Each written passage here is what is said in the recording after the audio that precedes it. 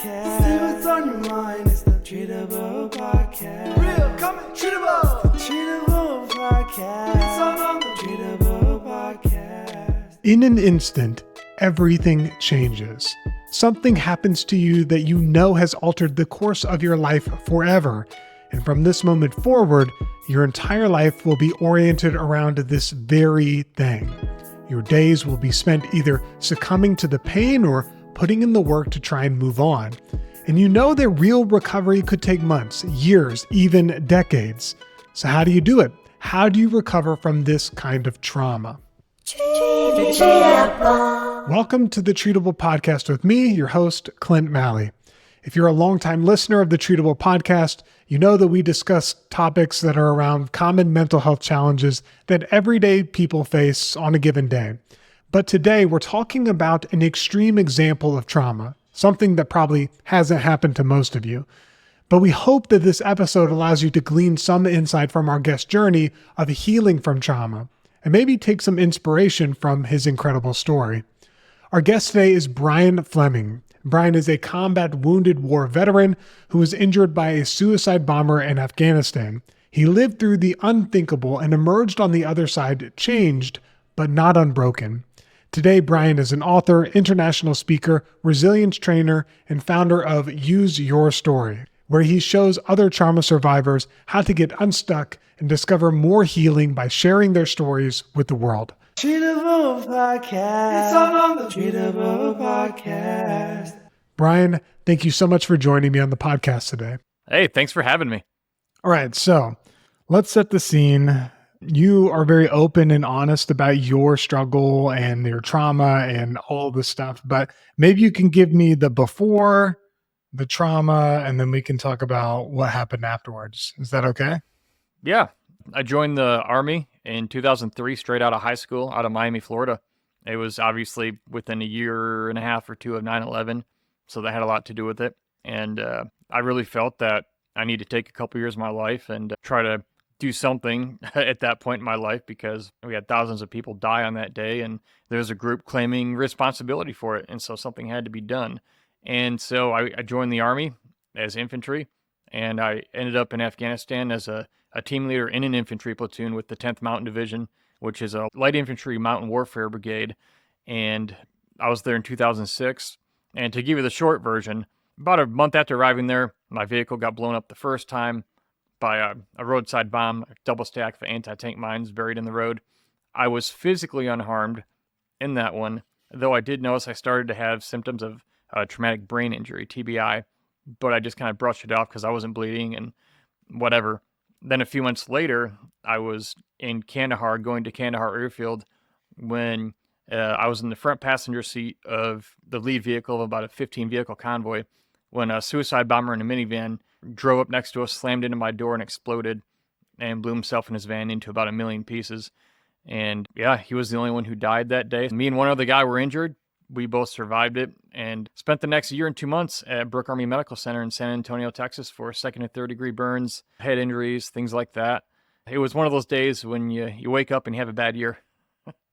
Yeah, so maybe unpack a little bit. So you wake up, you're in the hospital bed. Did you remember the situation that happened, or did it take a while for things to come back? Did people need to explain things to you? Well, what happened was everything was fine. I was in the vehicle. Everything was going fine. I didn't know anything was wrong. And then in the blink of an eye, I woke up laying face down on the side of Highway 1 in Kandahar. And so I didn't know where I was. My first thought was sort of, man, why would I go to sleep here? I didn't remember laying down outside the vehicle. And I thought maybe we're in a gunfight, but there was no firefight going on. And so I did sort of a push up and got to my feet. My face and neck was full thickness, second degree burn, which is now healed, thankfully. You can't tell that it was burned second degree. Both my hands were full thickness, third degree burns that required reconstructive surgery. And I looked around and I saw my medic, my driver, who thankfully was uninjured, helping out my gunner, who had taken some shrapnel as well as some burns. And he called in the medevac order, and we had helicopters coming out to get us. And I went from the side of the road in Kandahar to San Antonio, Texas in 3 days. And the American military And I'm talking 19, 20, 22-year-old kids, I call them now, or, people late 20s, early 30s. I mean, these aren't long experienced people. They absolutely took incredible care of me and kept me alive. And so I'm extremely grateful for them. Okay, so you get to Texas, and there's obviously a lot of healing ahead of you. You talked about your physical injuries. When you think about where your mind went, what was the mental journey like after this event? Mentally, it's weird because, I mean, I did have some, post-traumatic stress, as you would imagine, kind of hypervigilant a little bit, just very cautious, always looking around. And that's just due to having lived in a war zone and then being back on the streets of America in 3 days. But as far as the mental side, it was, I didn't have any problem really talking about it. I remember going into some of the counselors, the therapists they'd send me to, and they'd say, all right, well, talk about it. You got blown up that day. How did that make you feel?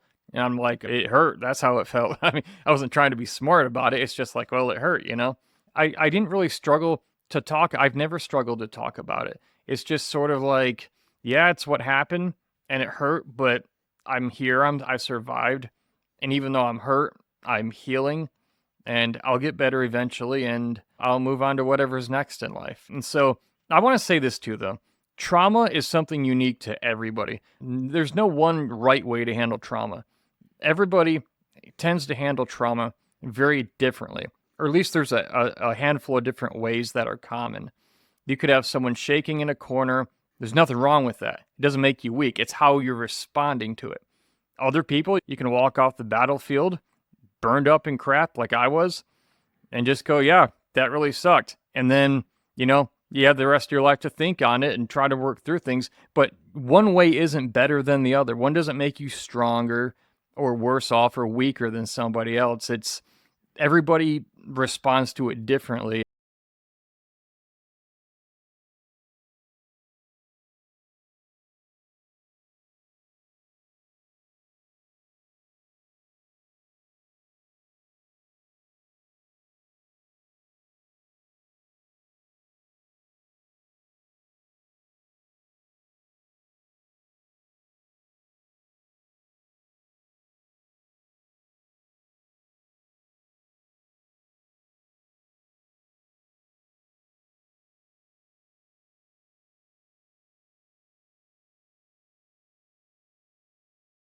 And don't ever let anybody make you think that the way you're handling trauma is inappropriate or you should be handling it in a different way.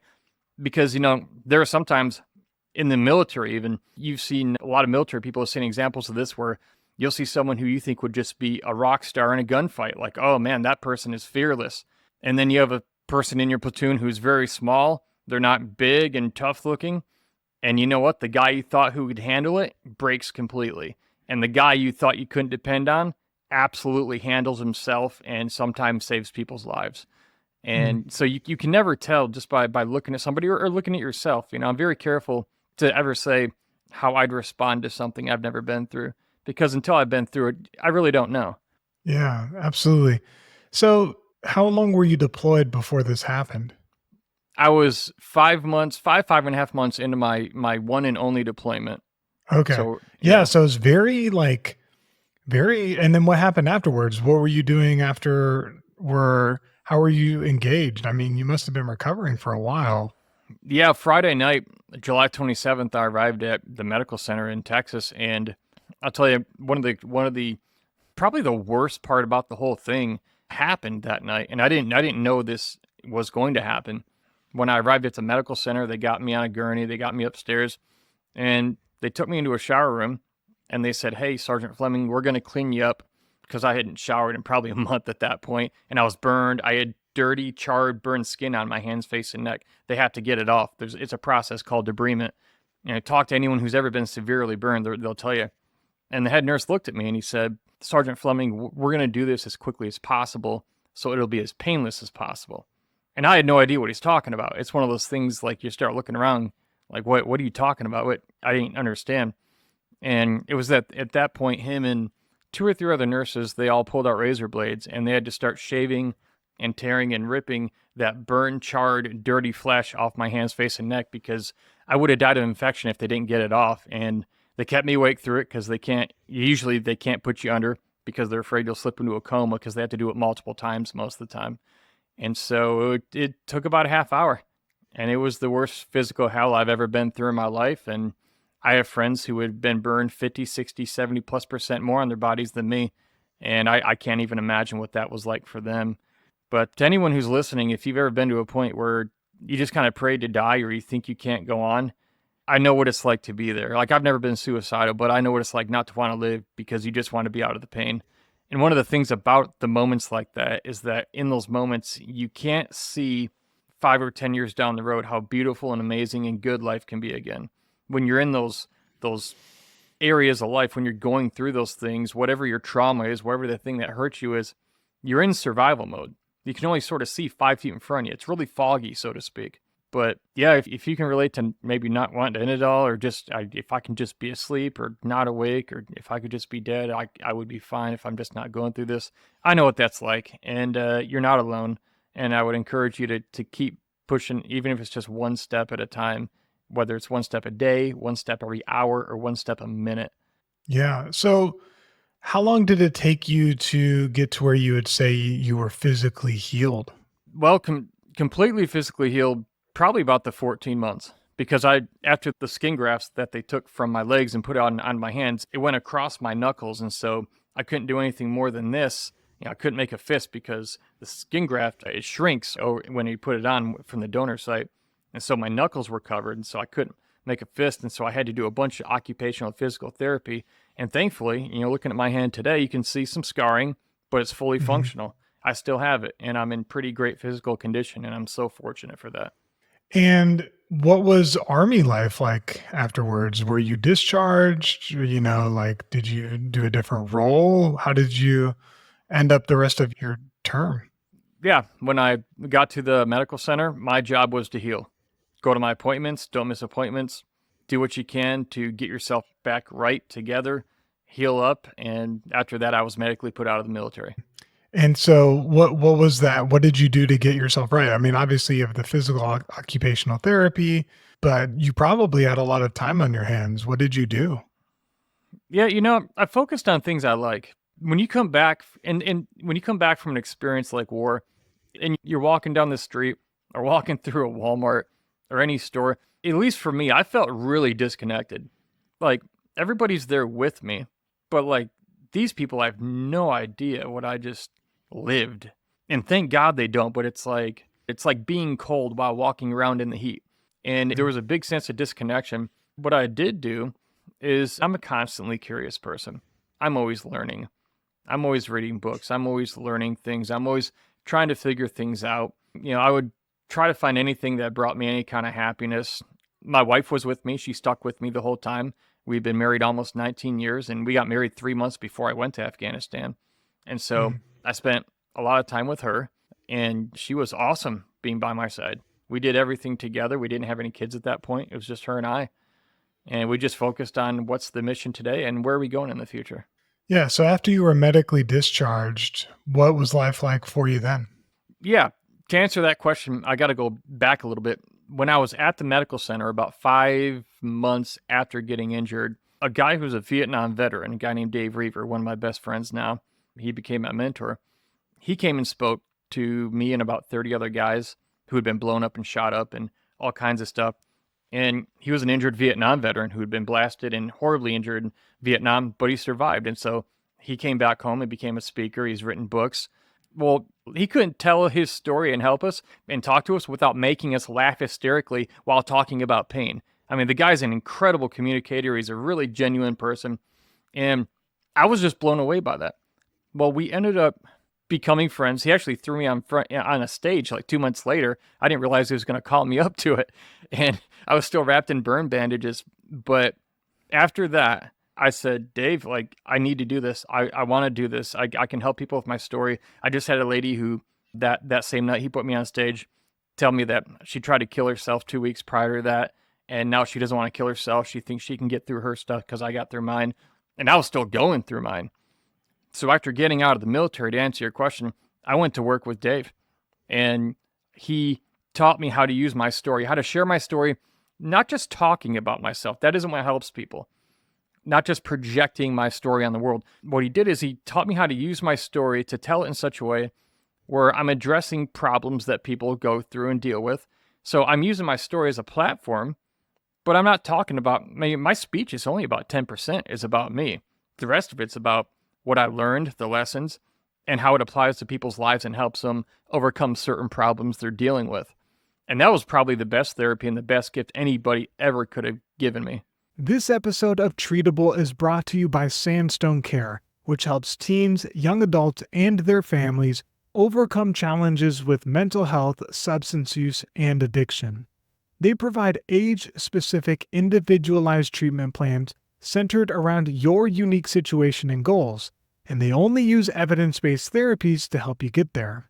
They keep their group therapy sizes small so folks can connect with others going through the same struggle and so that you never feel alone.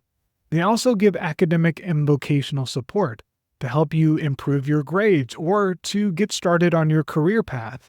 And lastly, because they know that mental health and substance use affect the people closest to us, they provide support for the whole family through their family therapy program. To learn more about teen and young adult treatment options, go to sandstonecare.com.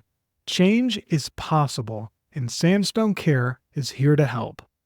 Yeah, so just summarizing this a little bit, really early on in your recovery journey from this really traumatic event, you encountered somebody who had been through a similar experience or like a wartime situation, incurred a lot of injuries, and you were able to see this person tell their story in a way that engaged people. Probably there was some catharsis in it, meaning made you feel better, made you connect with them. And then from there, it also kind of ignited in you a passion to be able to want to do the same thing, to help other people by sharing your story. And so there's a real social connection element in here and like a purpose-driven element within your own healing journey that, you know, how would your story have been different if there wasn't somebody who was using a traumatic event in their own life to be able to help call other people in and to help them process their own? So have you ever thought about that? I know it's kind of a strange exercise, but have you ever thought about what your life might have been like had that person not come into your life? I have thought about it, and I don't give it too much thought. I think I still would have moved on in life. I still would have done well with whatever I do, but it was such a leg up. It was such a boost. It was such an advantage to have somebody like that come into my life. Whenever I give speeches and, you know, I give keynotes for companies and conferences and conventions and I speak, when I do that, my main keynote speech is called How to Stand Firm When Everything Around You is Blowing Up. And the basis, the foundation of that speech are 3 things I realized years later that were present in my life that helped me get through all of that. But at the time, I didn't know they were present because it really bothered me when I would see my friends struggle and I'm not dealing with some of those things. Why am I moving forward and they're not? Some of them are not able to, but other ones are. What do we have in common? What do I have in common with these other friends who are moving forward? And why are some of our other friends struggling so much? Everything's so individual. There's so many variables and factors. You can never put them on the same level, and compare them. But what I realized years later, there were 3 things that were present in my life. They're called the 3 M's, and that's what I call them. I had a sense of meaning, I had a mentor, and I had a mission in life. So here's what I mean. I met that young lady after my first speech of about 2 minutes when Dave threw me on stage. She told me how she was raped and molested and abused growing up and as a teenager, and how her boyfriend was abusive and just dumped her, and she tried to kill herself 2 weeks prior. And now she said, Brian, but if you can survive everything you did, I think I can get through this. When she told me that, something came out of me I didn't know was in me. And I knew I wanted to find other people like her and help them take their next step. I didn't even have advice for her. I was just like, hey, I didn't die. Like, have a nice day. Probably the worst motivational speech you've ever heard. But here's what happened. When she told me that, what came out of me, I didn't know how to describe that to people, because people, a lot of times, they'll ask you, what's the one thing, that one thing that helped you? Because they're trying to apply it to their life if they can. here's what happened. There's a guy who survived the Holocaust. He was an Austrian Jew, a psychiatrist, Viktor Frankl. He wrote the book Man's Search for Meaning. And Man's Search for Meaning is one of the absolute best books ever written, period. And after surviving the Holocaust, this is what he said in part of that book. What I didn't know how to say in about 1,000 words, he said in one sentence. And here's what he said.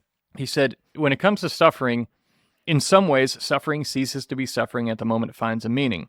So it doesn't mean you're not going to suffer some still, but now it's something else, though, because there's a cause behind it, whether it's you're suffering because of who you are or a cause you believe in, or in spite of your suffering, you're doing something with it that matters to you. And so that's what happened. So I had a sense of meaning in the suffering. Now, I wanted to go share it and find and help other people. Well, that became my next mission, getting out of the military. I'm going to go share it and try to help people with it. Well, I also had that mentor in my life. So you see, these three things kind of became one. And instead of going in a downward spiral by not having a lot of things, these three things actually combined together and took me in sort of an upward spiral. I was very fortunate for that. I didn't mean to meet Dave. I didn't do that. We crossed paths. I was wondering if you'd humor me and tell me a little bit about what the early life was like for you, well before the military, well before you enlisted, only because you brought up a really interesting point when it comes to trauma. And a lot of what we know about trauma comes from wartime situations. We first didn't have PTSD as something that was diagnosed until after Vietnam. Before then, it was called shell shock. And we saw this general trend of people returning home from war and experiencing extreme flashbacks and triggers, things that were interfering with their relationships. And you would see people who were a part of the same platoon and would experience the same event, but some would come back and would be able to reorient back into everyday life, and others wouldn't. Others would be stuck in the past. And there's some psychologists that speculate and theorize that our ability to be able to cope with trauma comes back to the way in which we were learned to cope and solve problems when we were kids by our parents, by our caregivers, by the people who showed us resilience and the ability to bounce back and the ability to process our emotions and that kind of thing. Can you tell us anything about how you grew up and your relationships with those early caregivers or your parents and how they might have prepared you to be able to encounter something like this? Yeah, I actually had the opposite of that. I had nobody. I feel like my childhood, I was basically tossed in the pit of lions and left for dead. And now I had to climb out. Every time I see, was it the movie The Dark Knight, where Bane, as a kid, has to climb out of that pit? It's like, oh my God. Like, I remember, in a way, being that kid. My parents divorced when I was 11 or 12. That actually prepared me to handle the trauma I would later face in the military and war, because it was a very violent divorce, horrible thing, completely displaced me, destabilized me as a kid. It was already a rough home situation. And so my parents divorced. My dad went to jail. My mom moved to Florida. I chose not to go with her.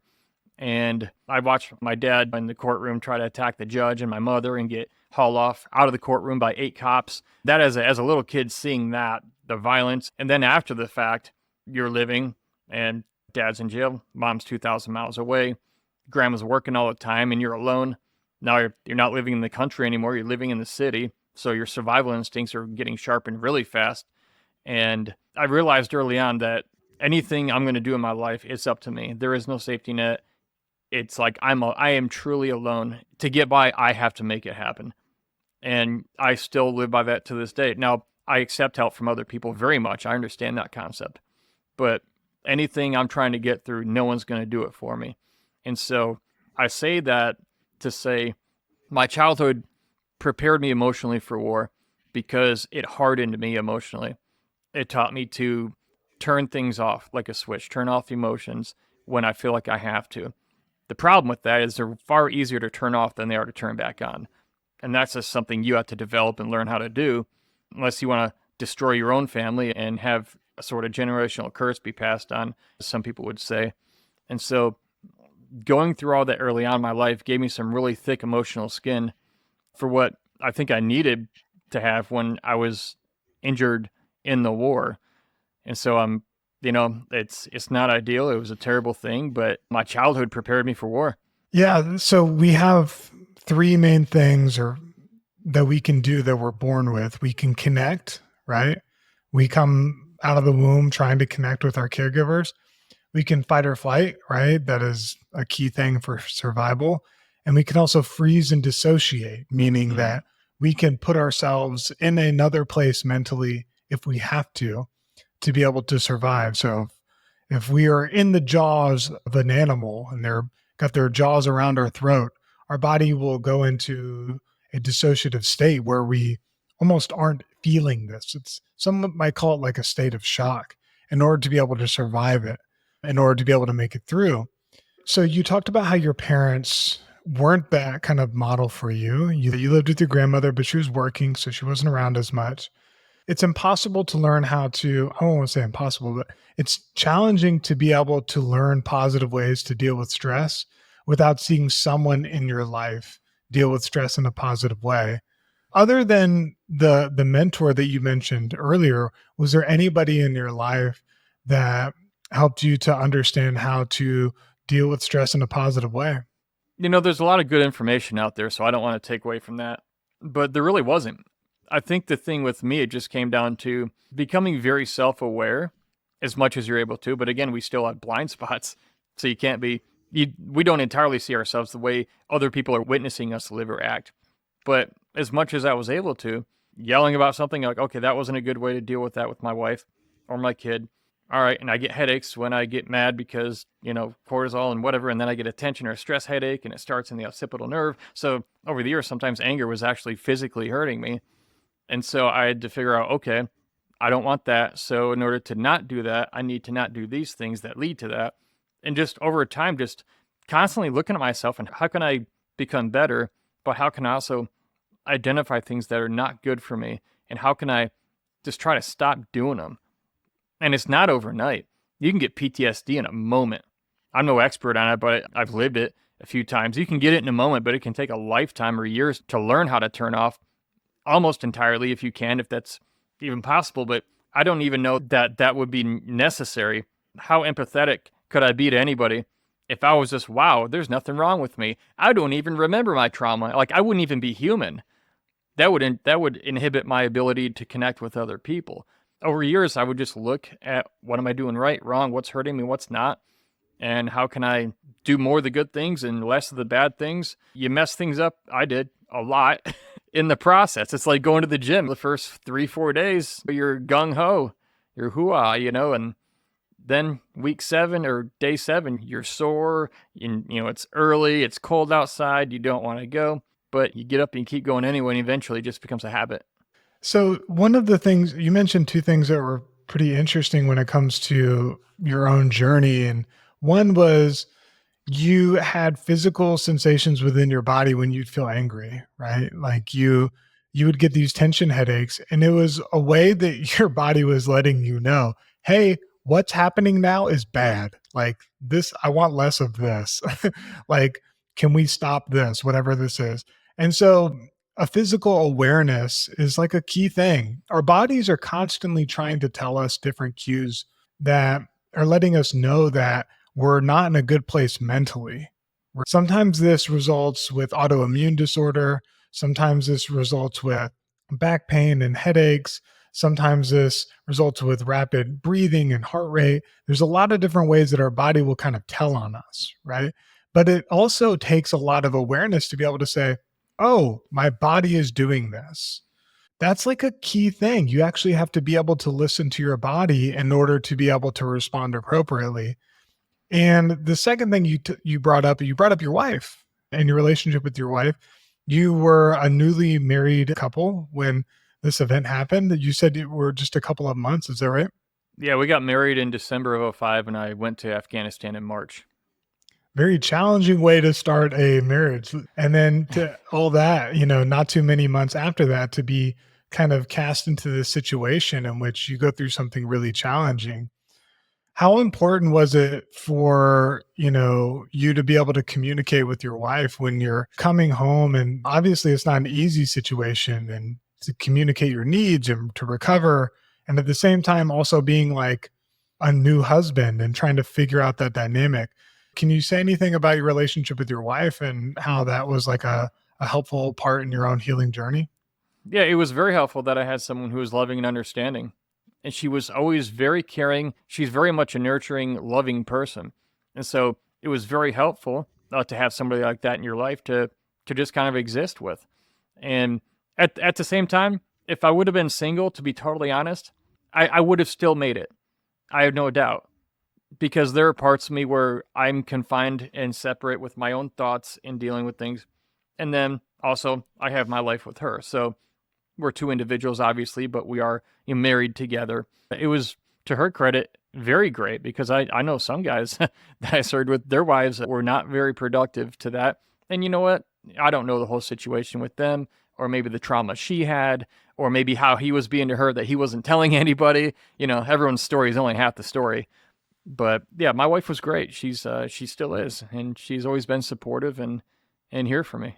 Yeah, I came from at least a similar upbringing in which I didn't have like great models of parents to look at. And I was talking with my wife about this. And one of the questions she asked that was kind of interesting was, what was it that happened in your life that let you know that the way that you grew up wasn't normal? Mm. Right? Because in order for something to be normal, you have to have something to compare it to. You have to have some sort of reference. Your own family situation is your own family situation. And you might think it's normal because it's all you've ever known. Yeah. But at some point, you do get exposed to outside influences that let you know, hey, this thing that you've been seeing with your parents, that's not the way it is.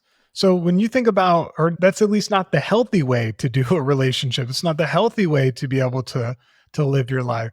So what were the examples for you that kind of allowed you to say, oh shit, this is not normal. Like, I think something about my whole situation is not the way it should be. I actually don't remember any good examples. I mean, there's toxicity all throughout certain family members and extended family members. Here's what I do remember. I didn't like the way it was. The thought, when I grow up, I'm never going to be like this. I didn't like being in bed at night and then my dad coming home and mad for whatever reason, working at a prison, coming home and maybe my brother and I fought too much and waking up with my bedroom door getting kicked in and I'm coming out of just a dead sleep and getting spanked and yelled at and coming out of sleep. You're like, what's going on? What is this for? So things like that, the constant yelling, throwing chairs across the living room and watching them break against the wall because he's mad about something. And my mom just hysterical. And I didn't know what right looked like. This was very normal. And I had nothing to compare it to. I know what other people's houses were like, the few people I did know, and it was toxic in other ways. But all I did know is I don't like this. And things I don't like, I don't do. And so I guess maybe that was more my sounding board rather than knowing what right looks like. I learned equally as much about what wrong looks like or what I don't like and what I don't want to do. Yeah, I totally relate to that. So much of the template of my own marriage is making sure I wasn't replicating what I saw play out with my own parents. And unfortunately, that's not always the case, right? We see time and time again, people who are in abusive relationships or grew up around abusive relationships engaging in abuse with their own family because it's what was demonstrated to them. And it's the way it was modeled for them. It's the way they came to understand how relationship dynamics work. But it's also a choice. And if you mess it up, realize you messed up and stop. And do what you have to do as many times as you have to stop doing that if it's some sort of abuse or something like of that nature. Because I agree, there are patterns that are passed on, but it's also a conscious choice. And if you're a person who can't make that conscious choice, you just can't, go to bed at night without hitting your wife or your kids, well, maybe you just need to live by yourself. Or if you get caught, maybe you need to be in that 6x6 cell so you can think about what you're doing and how you can be better. Yeah, at some point you do have a choice. You have the opportunity to be able to have some autonomy over your life, to reflect on what you're doing, if it's constructive, if it's helpful, that kind of thing. Well, you also have to be able to look at the thoughts and the feelings that you're having in those times that are leading up to those outbursts. Now, this is assuming you're not a psychopath or a narcissist, like a legit one, because those people, they cannot see themselves in the mirror accurately. But if you're somebody who's not that, think about what are the thoughts and feelings that are like bubbling up in your mind and in your body when it's leading to these places where you end up doing something that you don't like and no one else likes it. If you can recognize what those thoughts are and the feelings and the actions they lead to, you can change the behavior with enough work if you're dedicated to it. Was the military helpful at all in you forming this perspective of, taking responsibility for your actions, being able to take initiative over the things that you do? Was that formative at all in like kind of your understanding of who you are and the kind of person you want to be? Yeah, my childhood and the military. My childhood, anywhere I ended up in life, I knew it was a result of something I did or somewhere I went, and so this was on me, good or bad. In the military, absolutely. There is the way you do it, there's the way you don't do it, and it's very structured, and it's very helpful. And with as structured as it is, sometimes you have to color outside the lines and take that risk, but you learn how to kind of balance that. But the military was absolutely great for giving my life structure and being absolutely personally accountable for everything. It blows my mind the things that people do nowadays since getting out of the military, and they want to blame somebody else for it. And it's like, no, you did that. And you think I pulled a gun out on them when I say, no, you did that. And it's like, they've never been held accountable before. It's crazy. And yeah, it's pretty wild. But yeah, the military is definitely good for that. You didn't get away with anything. And sometimes other people ended up getting punished or something happened to other people consequentially, whether directly or indirectly, because of something you did or you didn't do. And you have to recognize that. Yeah, I was talking with a men's therapist, and one of the things he said is a key difference when working with men is that because we walk around in this world, and especially if you're like a white dude, right, and you've been subject to a little bit of privilege when it comes to you not having to face the same types of discriminatory things that some other folks might have, like it's helpful to be called out. It's helpful to actually have somebody confront you and to say, hey, no, you did this because this is the way it is. This is your choice, right? And you need to accept responsibility for this. And I think that that's like an interesting thing that the military kind of does for you is it is key about responsibility because you're dependent on each other. It is a team game in that way. This is not like lone wolf thing. This is you working with other people to be able to accomplish a mission. Yeah, one of the most beautiful things, it's hard to say something was beautiful about the military. It truly didn't matter what color or nationality you were, because there were so many times where you suffered together and all you had was each other. That almost didn't even occur to so many of us because you're on the mission or you're suffering together or, well, hey, that guy's not this or that. He's just Joe. He's just Andy. That's him. It's now, obviously, we can see the differences in each other visually. But at least in my experience and in my units, we never even saw so many of the issues that we see here today that we deal with in society, social issues. So many of those we never even had come up. And so it's not that it didn't have potential to come up, they just didn't. And I think it's because we depended on each other so much and we lived together, worked together, went to war together. I think we're all able to see each other as the real humans we are, despite our differences, recognizing how similar we are as well, which is a great thing. I have one more challenging type of question. So you were in a situation in which you saw a mission, you saw a need to want to protect your country, you saw it under attack, right? I remember where I was when 9/11 happened and the kind of impact that it had. When you think about people who are subject to environments of war, who are not willingly going to these places for a mission, but are just in the environment, are there any considerations that you think about when it comes to handling or processing that trauma? Because I know there's listeners and watchers here who have been a part of refugee communities, who have been a part of war-torn countries, who have been in challenging situations, and their trauma feels different, right? Because their trauma is like, this is not something they chose. This is the water that they swim in and the stuff that they had to see before they were even old enough to make a choice, So like Do you have any insight for these folks on understanding and processing living a life post-war? Yeah, I would say, I'll put it this way. Your trauma, if that's you, if you're one of these people, let's say you lived in a country where there was a literal war going on, say Afghanistan or Iraq or Ukraine, you do have a unique sort of thing to deal with. So I completely recognize that.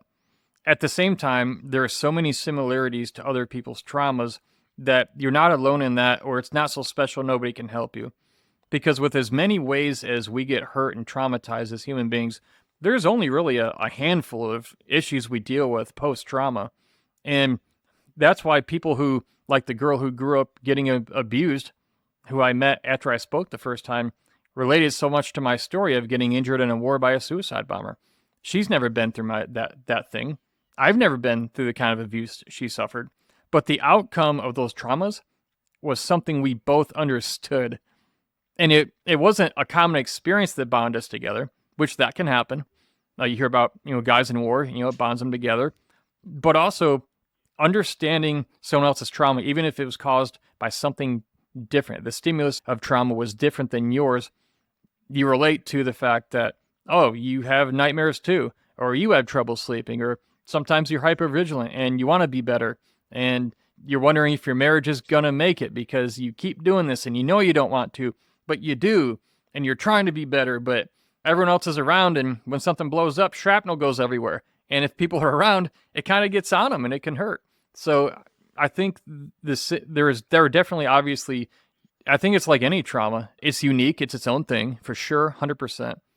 But also what we deal with as a result very often is similar to other people's, which is great because, sometimes you don't have any advice for people, but just knowing someone understands pain and wanting to give up makes you know and realize you're not alone. And sometimes that's what somebody needs to get through, because a person who's been through extreme trauma, they don't always need here's the next 10 years of your healing plan.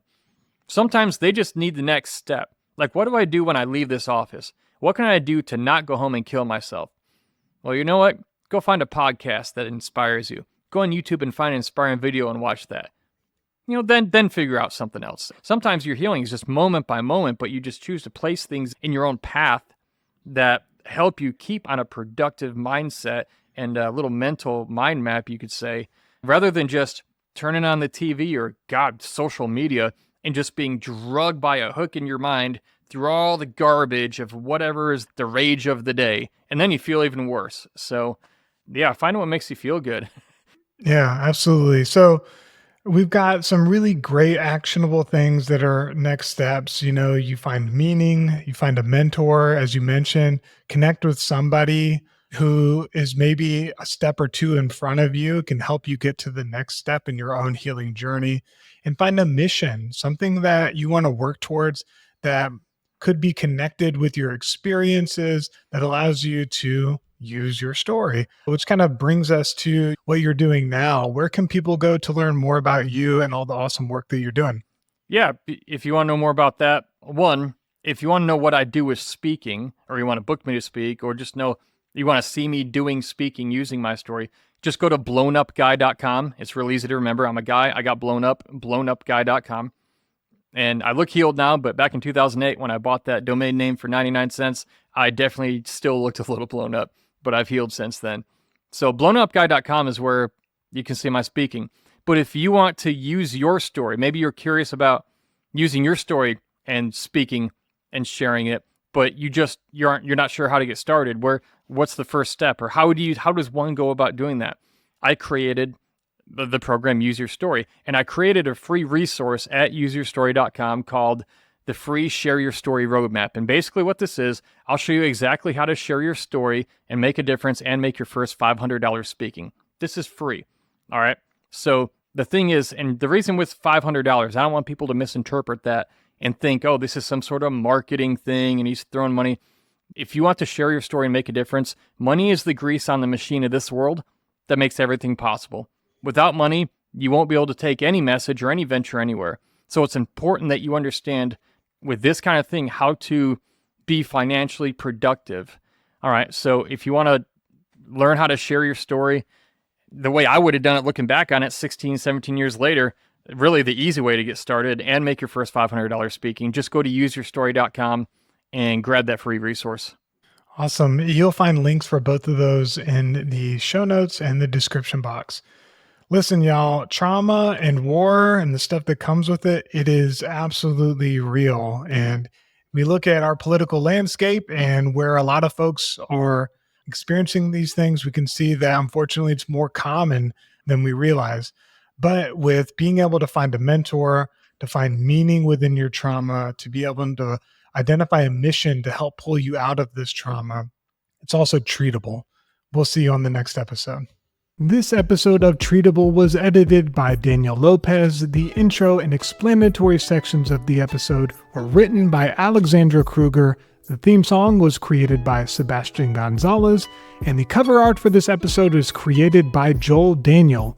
If you got any value from this episode, it would personally mean the world to me if you would leave us a 5-star review wherever you get your podcasts. It helps to spread mental health awareness to more folks, and I read each and every comment that people leave. So tell us what you appreciate about the podcast, and you just might hear us feature it on the next episode. All of my love, and we'll see you on the next one.